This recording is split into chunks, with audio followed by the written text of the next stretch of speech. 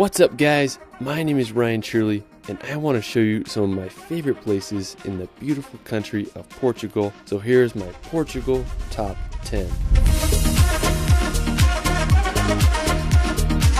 Portugal is home to some of the world's most stunning landscapes. The country is full of incredible coastline, intriguing history, and some of the world's biggest waves. From the volcanic islands of Madeira to the scenic Algarve coast, Portugal has so much to offer.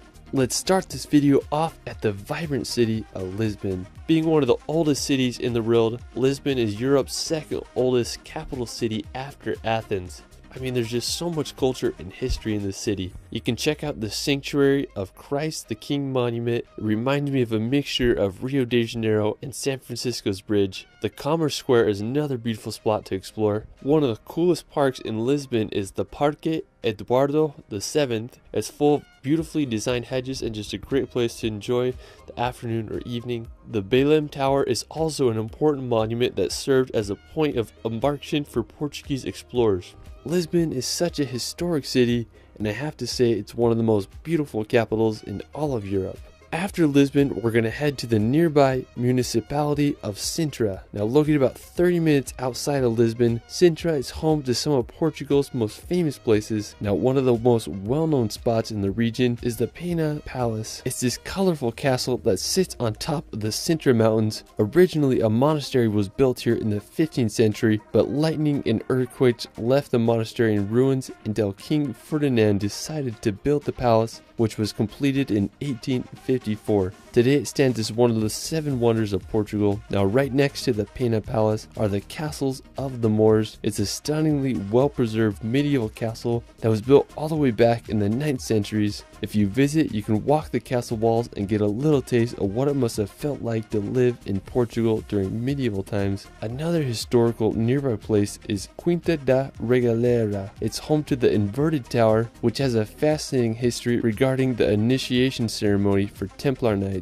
Now from Sintra, you can make the 30-minute drive down to the coast. The coastline here is some of the most picturesque in all of Europe. It's full of jagged cliffs, incredible beaches, and picturesque lighthouses. Now one of my favorites is the lighthouse of Cape Roca. It offers an incredible view of the Atlantic Ocean. Now regarding beaches, I have to say one of the most scenic is Ursa Beach. It's right next to Cape Roca, and there's this really uniquely shaped pointy rocks that remind me of a wizard's hat. I mean, what a stunning coastline. Another really beautiful place right up the coast is Azenas do Mar. It's a stunning town built right against the coastal cliffs. I mean, it would be so cool to live there. After Sintra and the coast, we're going to head out to the Atlantic Ocean to visit the island of Madeira. Located off the northwestern coast of Africa, Madeira is a volcanic archipelago of 4 islands. Now special thanks to my good friend Ellis Van Jason for providing his footage. He's one of the best FPV pilots in the world, and he made a mind-blowing video of Madeira. You'll feel like you're soaring over the island. I'll link it in the description below. Now the island was claimed by Portugal in 1419. Madeira is known for its idle climate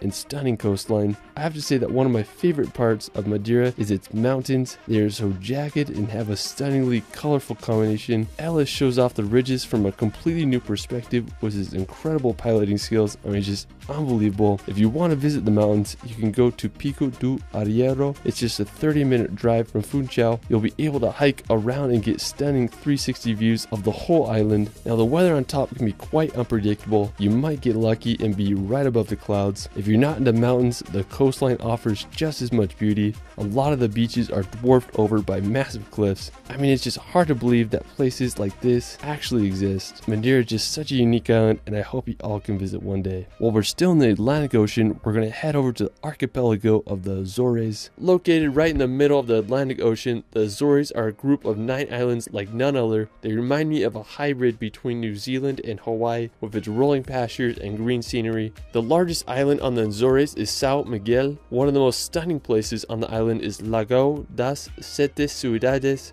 Hope I said that right.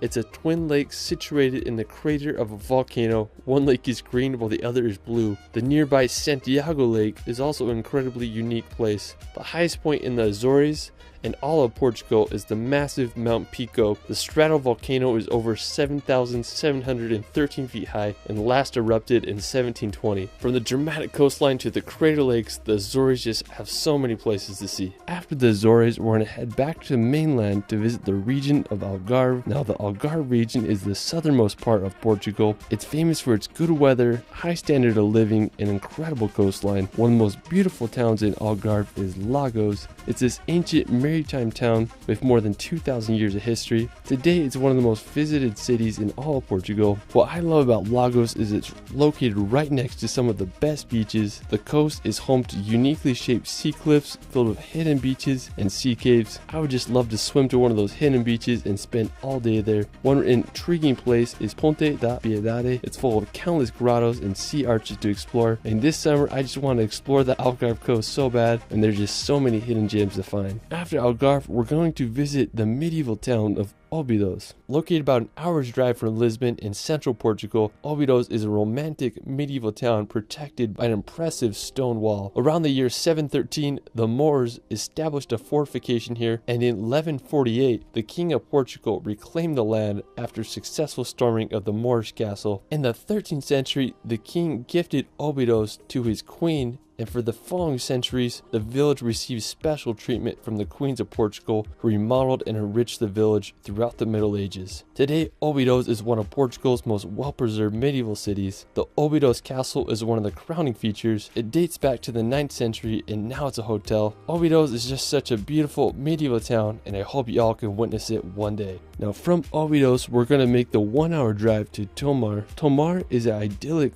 Portuguese city full of history. It's also known as the last town commissioned for construction by the Templar Knights. Now, the crowning feature of the city is the Convent of Christ, and it's this massive monastery and castle surrounded by medieval walls. It was completed in the 12th century by the Templar Knights. Now, the monastery was integral for defending the Christian kingdom against the Moors. I'm just blown away by how big it is. The stone wall that surrounds the castle must have took ages to construct. Another fascinating medieval place to visit is the Castle of Leiria, located about a 50-minute drive from Tomar. Constructed in the 12th century, this castle was built to create a line of defense against the Arabs. Throughout the years, the castle started to lose its military importance, and it was damaged extensively by French invasions. Today, the castle has been restored, and I just love how it's integrated with the city. I mean, there's just houses all around it. It'd be pretty cool to live next to the castle if you ask me. After exploring the Castle of Leiria, we're going to head 2 hours up the coast to the beautiful city of Porto. Now, located in the coast of northern Portugal, Porto is the second largest city in the country after Lisbon. It's one of the oldest European centers, as it developed as an important commercial port during Roman times. Today, it's one of Europe's most vibrant cities. I just love how colorful all the buildings and roofs are. The Louis I Bridge is one of the most recognizable features, as it spans across the river. Now, while we're still on the river, I recommend taking a boat ride or car up the Douro Valley to witness some of the best wine country in the world. Wine has been made in this valley for over 2,000 years. The region is full of endless terraced vineyards that line the powerful Douro River. I mean, what a beautiful spot, especially if you're into drinking wine. Alright, after exploring Porto and the Douro Valley, we're going to head back to the coast to visit possibly the most gnarly piece of coastline in the world, Nazaré. Now, located just a 90-minute drive from Lisbon, Nazaré is a historical coastal town that is famous for being home to the biggest surfable waves on the planet. Every winter season, the waves can reach over 100 feet high. Now, the best place to see the waves is the 16th century fort of St. Michael the Archangel. It's located right on the cliff, and I'm surprised it hasn't collapsed into the ocean after being battered by wave after wave for so many centuries. Alright, well, that is it for my Portugal top 10. Let me know where your favorite place in Portugal is in the comments below. I also started a relaxation channel where I post hour-long films with calming music to bring some peace and nature in your life. Me and Ellis released a relaxation video of Madeira that you have to check out. You can find me on TikTok and Instagram at shirley.films. It's Ryan, and we will see you later.